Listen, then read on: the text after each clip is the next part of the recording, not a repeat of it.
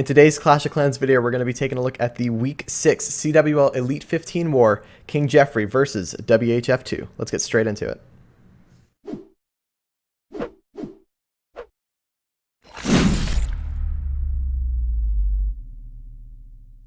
How's it going, everyone, and welcome back to another Clash of Clans War Recap. Today, we're taking a look at the King Jeffrey CWL Elite 15 Week 6 War. And as you can see, King Jeffrey coming in with the perfect war, 15 for 30 attacks, 50% hit rate this war. I've got to hand it to the guys at King Jeffrey. We absolutely smashed it this war. But yeah, let's go ahead and jump straight into some replays. Because of the perfect war and because we had so many people 6-pack, I'm actually going to be including 8 replays in this recap. I try and stick to around 5. But this time I thought, you know what? We've got 15 triples to show you guys. Might as well show you a whole bunch of them here. So we're going to jump to our first one. Let me go over here.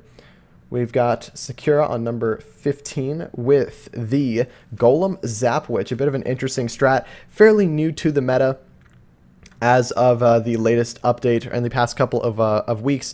So she's going to start by actually zapping both of these scatter shots as well as those expos there, pretty much clearing that entire channel and getting a lot of value for the witches to eventually dive in here. So you can kind of see the main goal with this strategy is to try and get as much splash damage down with your 10 zap spells as possible here. And here she's coming in with the 4 golems and then the mass spam of witches going in from the 12 to 3 o'clock side. King, Queen, and the Warden are on the board. And just like that, your main army is deployed within seconds. Now, is a very spammy attack strategy, that's for sure, but it can work super well on certain bases. So actually going to freeze this single target Inferno where the Queen is to try and keep her alive and diving through. Wall Wrecker's diving through pretty solid on its own over there. And take a look at the splash damage that's left in this base. Realistically, the only amounts of splash damage you've got are the Town Hall, which technically counts because you've got all those beams, the Wizard Towers, and I don't see any Bomb Towers at this point, and all the Inferno Towers were single. So this strategy, you know, this base was kind of asking to be hit with the mass witches here with those 3 single target Infernos. But as you can see, the Golem's getting stalled up just a little bit. Warden having to pop his ability because of those defensive headhunters. And the Wall Wrecker actually pops a bit early. But notice the defenses around here where this World Champion's coming in from. Look at those 2 Golems at the top side too. Both of them have not been popped yet. They're a bit low, but those Golems are actually going to dive in towards the Town Hall. And as they get broken, they're actually going to do a bunch of damage to the Town Hall as they explode. The Golem's death damage is actually pretty high and can really help out later on in the raid in taking down some defenses here. But now you can kind of see most of the witches and golems, or golemites rather, kind of diving through from this right-hand side, and they're going to kind of slowly wrap around the rest of the space here. Yeti-mites doing some good work here, clearing through that Archer Tower. And now really all that's left is that single target Inferno Tower that's going to be an issue for these witches. They're kind of spread out at this point, but as they start to slowly move towards that 9 o'clock side, they're going to dive through and they're going to actually take down all of those buildings and help this Yeti-mite, this Yeti, who funny enough is actually going to get some damage in on this cannon and take it down because of the Yeti-mites there. So we've got 4 witches down at the bottom side. We've got 3 golemites, but look at all the skeletons. Not a single splash damage defense left alive, and those skeletons alongside with the witches and the golemites are just going to be able to swarm this Inferno Tower and get it done. It definitely was a little bit close near the back end of this raid, but again, when you have that many troops on the board with only 2 single target defenses on the field, it's a bit difficult to try and defend that as you're going through. So this one's going to wrap up for a 3-star. Very nicely done by Sakura. I've got a bit of variety in this recap. You guys know me. I love the variety that we're seeing in these wars, so I'm trying to include as many different attacks as possible. Some a bit more similar than others, but I digress. Here we go. That's going to be a triple. Let's jump over to our second replay. We've got our... why don't I just go to the base? There we go. We've got our very own leader Mendica coming in with a super giant Zap Witch. So we have 2 variants to the Mass Witch strategy. We got the super giants, the golems, and I've seen some people using the ice golems, but I'm personally not a fan of it just because the ice golems don't do enough tanking throughout the entire raid for it to be really be worth it. So Mendica is going to start off here by zapping both of these scatter shots, getting them out of the way, and just like that, 2 huge components of the Town Hall 13 defensive side are completely gone from this raid. And look at those 3 single target Inferno Towers at the back end. They're going to be dealt with later on in the raid as he has all of those skeletons on the board. Tons of giants, super giants, and the witches rather are going to come in from the 3 to 6 o'clock side. king, queen, and the warden is going to get thrown down, and the royal champion is going to get saved for later. So typically you want to throw in that royal champion where your defenses are or where your attack is lacking just a little bit to try and help push your troops further into the base rather. So Wall Wrecker did get stalled a little bit because of that tornado trap, but look at the funnel that he's got because of the witches on the right and left side. That Wall Wrecker is going to go straight for that town hall, and he's got all 3 of his heroes in the core of this base, which is definitely not good for this attacker. Now, one interesting thing with this strat is that I've seen a lot of people not bring a poison spell, but rather bring a freeze. And in all honesty, you're better off doing that because of the mass amount of skeletons you've got on the board. Realistically, you don't need to poison the clan castle because your witches are going to step up and take it down on their own here. So the town hall is going to fall here. Royal champion was thrown in at the 12 o'clock side, ends up going down there, but does a bunch of help at the top side there. And as you can see, those 3 single target Inferno towers not doing a whole lot near the back end because of how many skeletons he's got on the board. They just can't lock onto those key troops, that being the witches, the enemy queen, or the attacking queen. They're just not able to retarget to them fast enough because there's just so much on the board. So this one is also going to end in a triple. You know, who would have thought in a perfect war, every single attack I'm going to show is going to be a triple. But yeah, just some really good base identification. And a lot of people have been saying like the value that you get out of the zap spells for just the 2 scatters isn't enough. But realistically, if you can plan out your path correctly and you can drop those troops where you need them and get that even spread, you can push through a base even if you're going into 3 back-end single target Inferno towers. So that's going to be our second triple. We're going to jump to our third one here. We've got a bit of a drag bat coming in from Hazakira. And here we go. Again, love the variety for these raids. So this style of base typically can go down to drag bat pretty easily. And I haven't watched this replay just yet, but I've got an idea of what he's going to be looking to do here. So going to start with the king and the royal champion rather at this bottom side. Doesn't get the freeze on the single target Inferno tower, so invests a freeze to save that royal champion. And in all honesty, that was a valid freeze there. Needs to make sure that this royal champion can step up because realistically, he needs those wizard towers down before these dragons can do a whole lot for him. King's going to dive through. He's going to take down an air defense, take down a wizard tower. Royal champion will step up for that second wizard tower, and King's going to also step up and grab that third wizard tower, and the dragons are going to come in from this right side here. As you can see, a very nice funnel being established by this queen over by 3 o'clock and by the king and the royal champion over by this 11 o'clock side here. So they're eventually going to go down, but here come all of the dragons diving straight through for this base here. Queen's actually going to help step up and take down that single target Inferno tower and that royal champion, which is definitely huge value for the dragons diving through. That air sweeper on defense is going to be a little bit of a problem, but because of the funnel he's created for these dragons, he shouldn't have too much difficulty here diving through. Going to pop that early warden ability to protect that blimp diving through into the core of the base for the town hall here. Rage spell down on this enemy queen, and with those 4 ground expos, these dragons are just going to fly through this base and get this one done. 2 headhunters popping out of that clan castle, but they'll go down pretty quickly to the dragons there. And here comes the bat wave from the top side here. Now he has 3 free spells near this back end, and look at the splash damage that's left. There is nothing. All ground expos, tons of dragons left alive. This was some fantastic base identification and great execution on this raid. He's got what, 1 2 3 4 5 6 7 8 9 10. He's got 10 out of 11 of his dragons on the right. Is it 10? I can't even tell. There's 3 over there, there's 3 here, 1 there, and I think there's 3 over there. So yeah, he's got 10 dragons left on the board with having 11 in his army camp. So this one was absolutely crushed. I think he swagged an ice golem, if I'm not mistaken. There's an ice golem up there. So this one was absolutely crushed. 2 free spells and an ice golem swagged on this one. So really good base identification there, taking advantage of those ground expos and the amazing Sui value from the 12 o'clock side with the king and the royal champion. So another fantastic triple. Let's go ahead and jump over to our newest tryout here, who actually got into this war because we had one of our guys get spun in a random spin, and he came through and he performed, and he's coming in with a bit of a Sui Lalo vampire making his debut. This is his first league war into King Jeffrey, and he did a fantastic job both on the planning and the execution side. So let's jump straight in to this replay here. Going to start by zapping that Inferno Tower up at the top side, getting a little bit of value there, and then dropping the rest of the zaps over by that Clan Castle. So Earthquake is going to dive through, and it's going to damage that Inferno Tower at the top side, and that's going to be useful for later. Going to drop this Ice Golem down by this mortar here, drop a Baby Dragon to funnel this left side, and his main goal is to try and get this Queen inside of the base here and grab that Town Hall. Ice Golem is going to go down a little bit earlier than expected, but he's got a second Ice Golem for this Queen that's going to go straight in after he gets the wall break. Queen's going in with the Ice Golem. Funnel has been established, so she's got nowhere to go but straight in towards the Town Hall here. King's doing some nice work on the right side here, saving his ability until the last second because really he's not really in a time crunch or anything like that. He could just take his time clearing those buildings. Town Hall is going to get frozen because of the Ice Golem, and Queen's going to take it down with absolutely no worries here. Now, the big key with this King up at this top side here is he's not only funneling a lot for his Queen to try and force her in side of the base here, but he's also taking down defenses for the Royal Champion that's eventually going to come in for this air defense and single target Inferno Tower that he zap quaked earlier in the raid. So some really nice planning here by Vampire.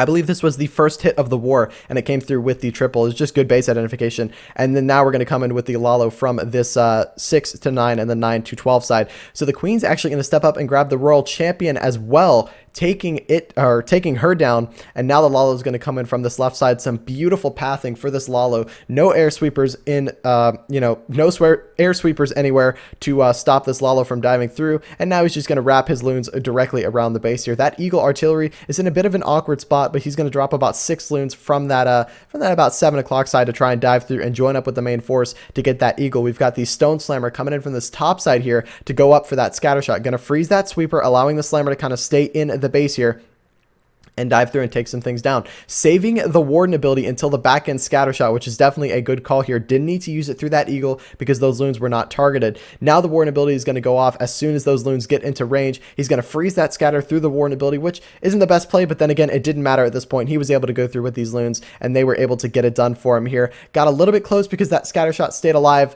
but then again, the space was absolutely crushed there. That Sui value was fantastic. Some really good zap Sui Lalo from Vampire here. Tornado Trap at the back end, not going to do a ton to these loons. They've got plenty of health, and he's got those Headhunters. He's going to swag a free spell, and that is going to be the triple for Vampire. Some fantastic stuff by him. And now let's get over to one of our OG members here. We've got Zoro hitting number 3 with the good old classic Queen Charge Hybrid. You know we've got to throw one of these in here. This was a pretty solid Queen Charge, if I'm not mistaken here. So I'm going to start with a couple of loons by this Archer Tower over by the right side. Going to take that one down and allow this blimp to kind of dive through and take down the enemy Queen and the Inferno Tower. So he is going to throw down the Rage here because he wants the Queen and the Inferno. And sure enough, he's going to get those out of the way here. And so those Yetis are going to dive through and take down a couple more defenses. Now, realistically, if the Queen wasn't there, probably wouldn't have invested a Rage into that compartment. But because the Queen was there, it was necessary that he throws a Rage down. Because if he can get the Queen down with the blimp, that's going to be some superb value going into this raid later on. Now he's going to throw in his Queen from this right side. Notice the defense or the buildings that the Yetis were able to take down. That entire compartment was eliminated before the Queen went in because that Yeti blimp is not only getting value, it's also creating the funnel for this Queen Charge. Now we got a single super minion coming out with a Lava Hound here. Super minions on defense have been the new defensive meta CC for these 15v15 format wars and even some of the 5v5 wars simply because of the range of those super minions. They can target from pretty far away. I'm not sure the exact tiles, but essentially what's good to pair them up with is some Headhunters, because then you have to invest 2 spells to save your Queen, because those super minions can do damage to your Queen if not poisoned. So this Queen is going to step up here, take down that Town Hall, and now she's going to dive through. He's got another Rage for her, and the Hybrid's going to come in from this 5 o'clock side here. So he's got a very nice setup so far to try and force this Hybrid into the base here. King is distracted by a few skeletons there, but now the Hybrid's diving through early Warden ability, and he's actually going to invest that Rage spell into the Hybrid to try and get them through the enemy Queen in that scatter shot as soon as possible. He knows he has the Queen ability, so just going to end up popping that here to keep her alive rather than burning a Rage, which is a very good call here. He's affecting a lot more troops and getting a lot more value with that Rage on the Hybrid rather than the Queen. So the Queen is stepping up here, and her main goal is to try and grab that multi-target Inferno at the back end here. He's got a single freeze left to go, and I wouldn't be surprised if he used it here to try and save his Queen from that multi. No, he uses it on the single target Inferno to save that Royal Champion, but even then, I think it is pretty good value. The Queen will go down here, but look at the value that the Hybrid has gotten from the left side here. He's lost pretty much all of his hogs, but those miners are still diving through, and now the healers are going to transfer over to them and keep them at full health as they dive through that multi-target Inferno, which is going to be another triple for the King Jeffrey guy. Zoro doing a fantastic job, not only on the planning side of this war, but also the execution. So yeah, that is going to be the triple for him. That last elixir storage is yet to fall, but there we go. It shall. Very, very nice stuff by him. All right, now let's jump over to Raj hitting number 5, one of the unicorns of this war. I've got an interesting for you guys today, or an interesting attack for you guys today. It's called the Notorious Flybrid with the bat spells. Now this was completely new. I actually used this war and tripled thanks to some of the guys helping me plan that hit. I had absolutely no idea what I was doing, but somehow got the triple. And this has been a new meta attack strategy. So typically you're going to start by taking down an Inferno Tower with that Royal Champion and the Earthquake and Zap spell. Get a little bit of value, and then create the funnel for your Flybird to eventually fly in. And essentially, this acts exactly like a normal hybrid would, except you're not going to be bringing a Queen Charge element, and you're simply trying to funnel all of these troops to fly in, which is the super minions paired up with those dragons there. So that single super minion doing some pretty good funneling over on the right side there by 6 o'clock. He's got a dragon coming in from the 9 o'clock side here to do a bit more funneling. King's going to come in with the Queen over at this other side here. And their main goal is to try and just clear that entire side of the base and narrow the path for the Flybird to eventually come in from this, is about like a 7 to 9 o'clock side, just about, maybe 8 to 9. And as you can see, very, very spread out here. He's going to drop that early rage. He's got 2 rage spells for this Flybird that's going to dive through for this Town Hall. Now, what I've learned from this is typically if you're not going to be charging your Flybird into the Town Hall, bring a blimp to take it down. But if you are flying into the Town Hall with your Flybird, typically you'll see a Stone Slammer come in to kind of just back them up and provide a bit of support diving into the base here. So one of the scatter shots is going to go down.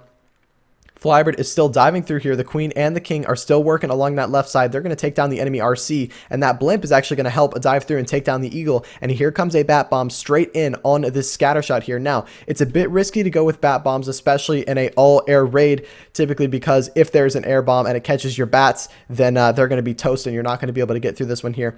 But I would argue even if those bats ended up dying here to a red bomb, he would still be able to get this one done because he's got his King on the right side, Warden still at full health, tons of dragons left alive, and a full health and a unpopped Stone Slammer here that's going to come through and get this one done. So a very interesting attack strategy that we're starting to see develop into the meta, and it's going to get this one done. Very strong at the moment. So very, very nice stuff by Raj there. Let's get into our 7th raid. We've got Jaime coming in with the Queen Charge Lalo. Oh, number 4. There we go. I've got a little notepad on my left here with the attacks that I'm going to show for today. This was another Queen Charge Lalo. Again, got to throw in the variety here and there. We've got a whole bunch of Queen Charges, new attack strategies, Zap Witches, all the fun stuff being used over in the King Jeffrey clan.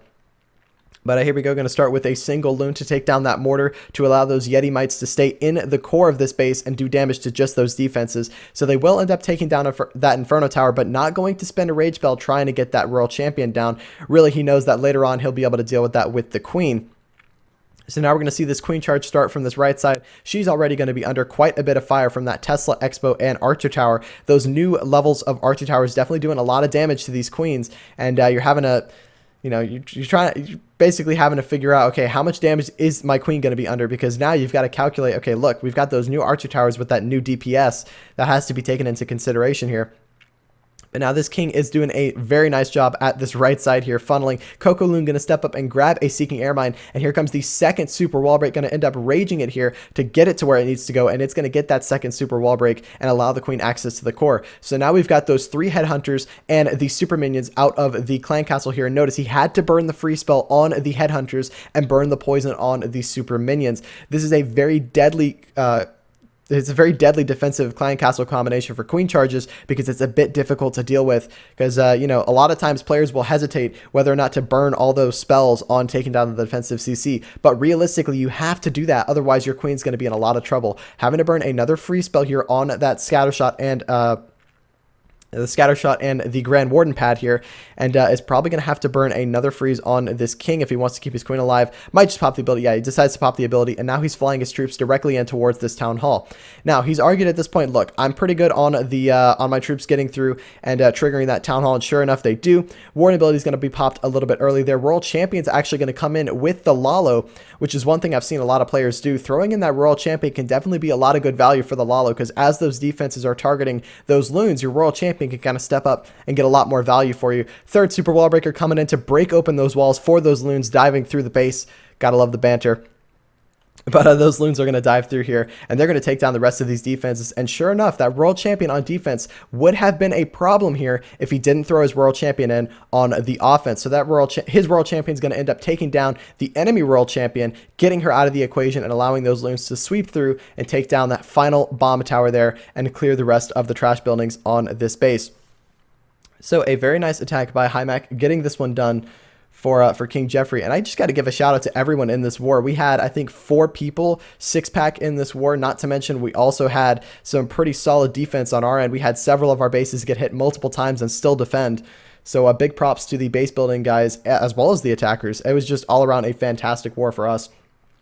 All right, so let's get to our final replay of this recap. We've got King C coming in to close this off here with the Queen Charge Hybrid. Got to throw in a second Queen Charge Hybrid. Just, you know, have a bit more of that variety in here. This was also a pretty interesting attack here. Going to actually start with a interesting spread here. Notice the Tesla farm is there, so throws in 6 loons to try and take those Teslas down, gets that blimp where it needs to go, and actually decides to lightning the blimp beforehand to make sure that that death damage gets that Inferno Tower down for this Queen Charge to eventually dive in. So he's got an Ice Golem with those 2 super minions, but thankfully, because the super minions' first 5 shots were burned, which essentially are the first 5 shots of the super minions are going to be those range shots, but after that, they have to get significantly closer. Because he was able to burn those early with the Yeti Mites, those super minions ended up stepping forward and getting taken down by that poison. Now his queen's going to dive through into this scatter shot compartment here, going to take down a couple of buildings, and she's got a very nice funnel to draw her straight in towards the scatter shot here. So she's taking a lot of damage here, going to have to burn that raid spell there a bit earlier than he wanted to. Going to drop that super wall breaker there to break open that wall, and sure enough, it's going to get the wall that he wants open. He wants access to that multi-target Inferno that will eventually help him out later on in the raid, and allowing that queen to get a bit more value from her from his queen charge. We've got a second, or a third rather, super wall breaker coming in to allow the queen access to this town hall, but because of the way she's kind of positioned at this moment, she's not going to dial back for that town hall. The hybrid's eventually going to come in and take it down, but sure enough, if she wanted to, she could end up dialing in to take down the town hall. Now we've got the king from the top side by about 12 o'clock going to dive through here and create the funnel for the hybrid that's eventually going to dive through to take down the town hall. So we've got a early warden ability here. I think he was trying to get that queen to dial back for that town hall, so pops the warden early here to try and deal with the town hall. Going to end up having to freeze it, and now his troops are going to take a bit of damage from that town hall death damage, but he should be okay. Even though his hog riders will take a lot of damage, those miners should dip underground fast enough. And now he's got a full health queen with the ability over on the right side. They're going to clear through all of those buildings. He's got his king with those champion barbarians over at this right side here, clearing through a couple more of those buildings. And now the hybrid's just going to go through the rest of the base here. And yeah, another solid triple for the King Jeffrey guys, getting this one done. King C was also another one of the King Jeffrey players to get a 6-pack in this war. World Champion ability is going to go off, take down some defenses, and sure enough, there is the triple. So again, I've got to give a huge shout out to not only the King Jeffrey guys, but also our opponents, WHF2. They had a fantastic war as well. I think they hit 7 triples, which again is pretty solid. You know, it's just still pretty solid to see that these clans are still getting those triples.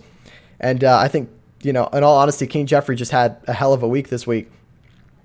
But yeah, that's going to do it for this recap. Again, thank you guys so much for watching. Huge shout out to everyone involved in this war. I'll go through the roster so you guys can see who came through with the triples and the defensive plays there. We had a lot of people hit those 6-packs this war.